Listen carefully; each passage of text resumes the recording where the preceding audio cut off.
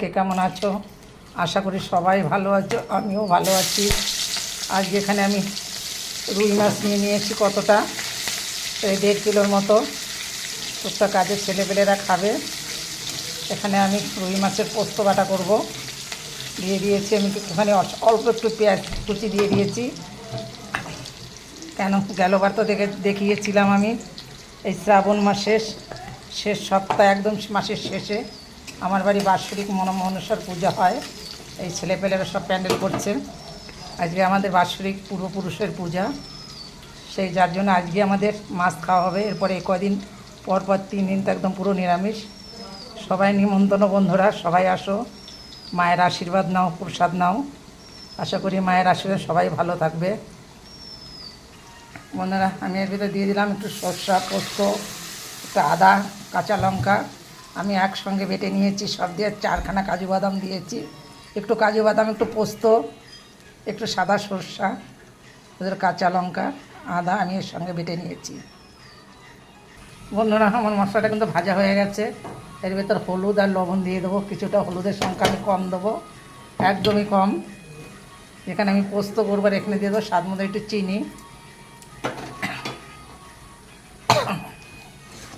কেন এই 2 দিন আমার খুব, এই 4 দিন মতো খুব একটু কাজের চাপে আছি। বাড়ির পুজো আশা হলে তো বোঝেনি যে কীরকম কাজের চাপ হতে পারে। আজকে মাত্র 2বার ডাল করেছি, ভাজা আর একমাত্র মাছের ঝাল, মাছ পোস্ত। একদম আমি হলুদ কিন্তু একদমই কম দিয়েছি, সামান্য একটুখানি। এখন আমি জল দিয়ে দেবো কিছুটা। জলটা আজকে গরম করে দেওয়ার মতন টাইমটা পেলাম না, একটু কাঁচা জল দিয়ে দিলাম।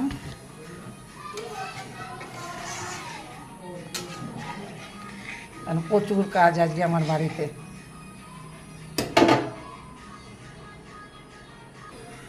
এরপরে কেশরি মেথি ছিটিয়ে দেবো। এখনও কিন্তু আমি মাছটা দেইনি, জলটা ফুটে উঠলে পরে মাছ।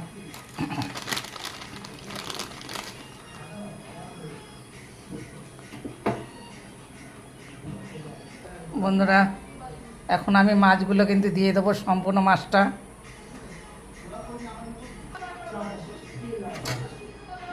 মাছগুলো কিন্তু আমি ভেজে রেখেছিলাম। মাছ ভাজাটা আমি দেখাইনি আজকে, মানে এতটাই ব্যস্তভাবে আছি। কিন্তু কী করবো, এই ব্যস্ততার ভিতরেই সবসময় জন্য আমাদের ভিডিও করতে হয়। সেটা কজনে বোঝে বলেন? যারা ভিডিও করে তারাই জানে যে কতটা ব্যস্ততার মধ্যে আমাদের ভিডিওগুলো করতে হয়। প্রত্যেকেরই, শুধু আমি না, সবারই করতে হয়। এটা ভিডিও করতে তো অনেকটা সময় লাগে। এই মাছ আর আমি তুলে রাখতে পারবো না। এই কয়দিন আমাদের নিরামিষ, যার জন্য সম্পূর্ণ মাছটা আজকে রান্না করতে হলো।